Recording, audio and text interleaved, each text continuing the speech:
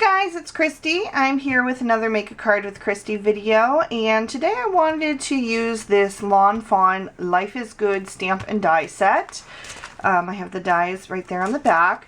I just used this card for the recent Lawnscaping Challenge, which is going on starting today, Monday, July 7th, and that runs for 2 weeks, or almost 2 weeks. And that is a color challenge, and I used the stamp set for that card. I wish I had it here to show you, but I actually already mailed it out this morning to a friend. I like to stamp and die cut a couple extra images just so that I have them on hand, because they make great, quick, and easy cards. So I've got a couple of papers here from the Hello Sunshine paper pack by Lawn Fawn. That's also where all of these little images came out of. Just a really quick glance at that. It's a really gorgeous pad. Unfortunately, it's no longer being sold, so if you see it anywhere, I'd grab it up. And then I also have one piece from this My Mind's Eye Necessities wood paper pack. This is just a really beautiful one that I showed recently in a haul. It's just all different kind of wood grades, and I thought this one would look like sand, so we're going to be using that as well.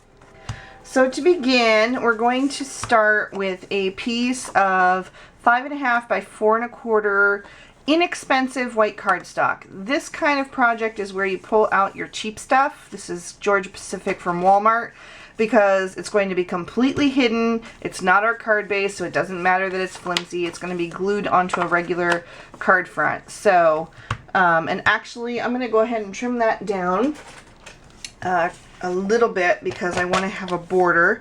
So I'm going to go ahead and take off 1/4 of an inch, which will leave us an 1/8 of an inch border on all sides there. Alright, so now what I'm going to do is we want to create the look of waves. So I got these two blue pattern papers, and I'm going to start tearing them to cover my card front. So we're going to go this way.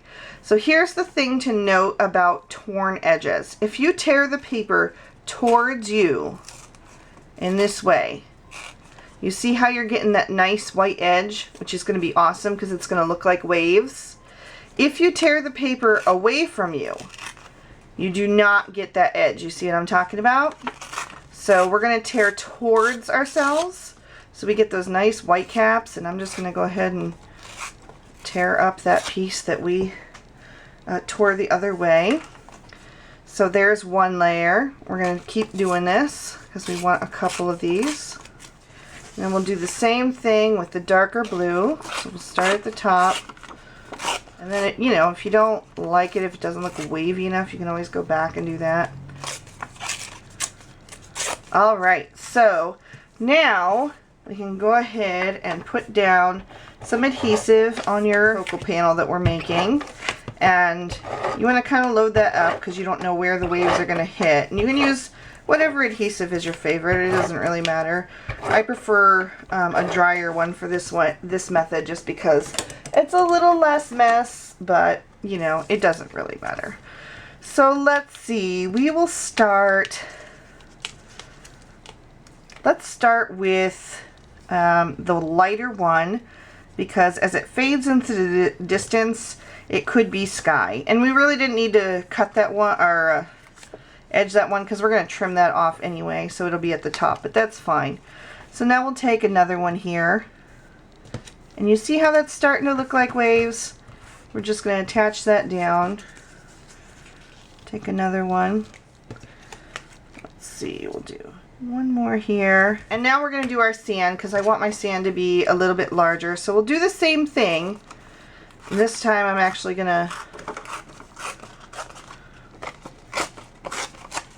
tear myself. And actually, I'm not real thrilled with that shape exactly, so I'm going to tear myself a little bit of a new one. I'm trying to make it look a little bit like an island, so I kind of want it to taper off at one end.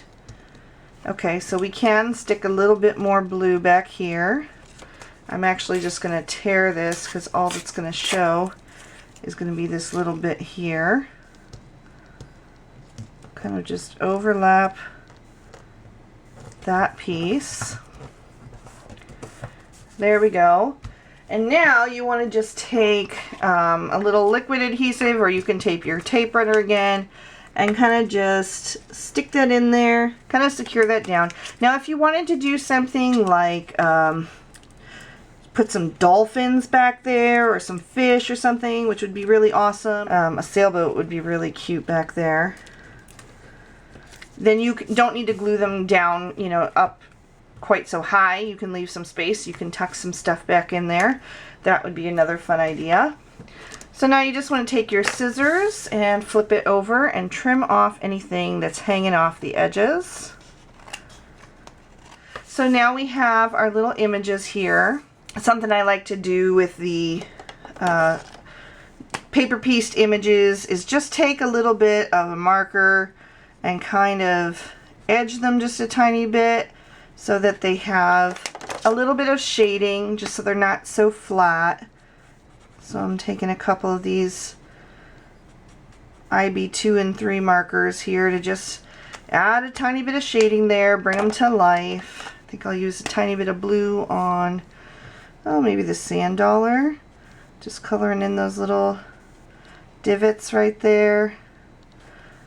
You can also color these ahead of time if you know what you're going to be using them for and what the color scheme is going to be, but since these were just scraps and I didn't know what kind of project I'd be using them on, you know, I just kind of left them plain. Let's see. Let's add a little yellow maybe, just for a little bit of contrast here. Maybe like a purple, like just a tiny touch of it here and there. I guess that one's a little bit more of a pinkish purple, but that's alright. And then if the color is a little too strong for you, you can take your colorless blender and just blend that out, just so there's more of just a haze of color and not quite so dramatic a look. So for the last one, we'll just do my little crab here. I'll just take a DR1, it's a dark red, and kind of shade him just a tiny bit, color in his feet, up under his claw here, maybe this side of his body. Okay, and again, just take our colorless blender and kind of blend that out a little bit. Doesn't need to be quite so strong.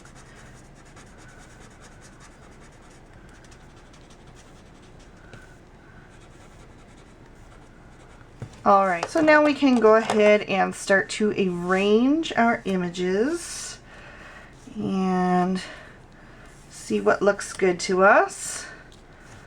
Let's see, maybe something like that, just so he's scuttling by. Oh, I like him better up there, kind of king of his territory.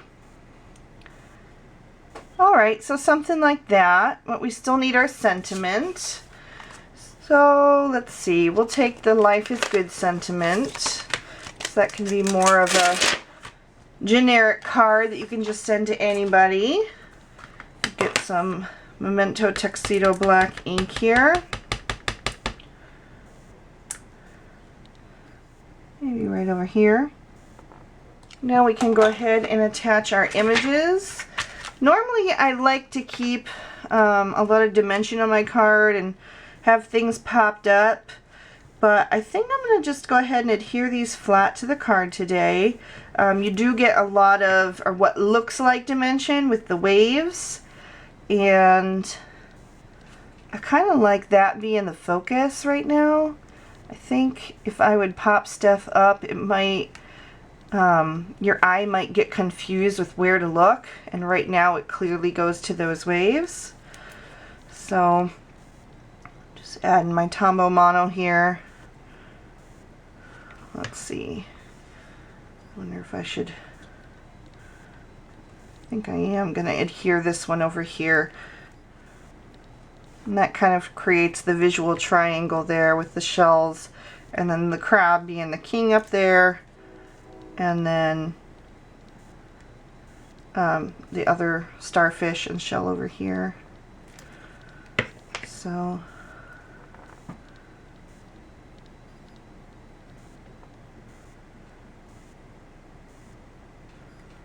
goes right there.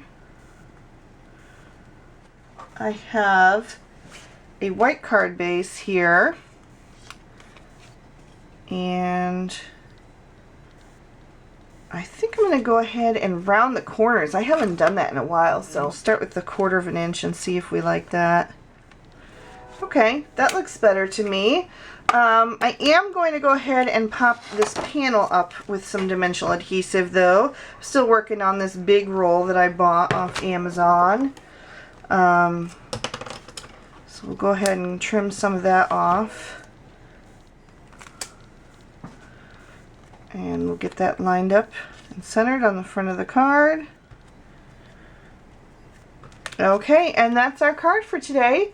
I hope you guys enjoyed. I hope you enjoyed doing the wave technique. I hope that was fun for you.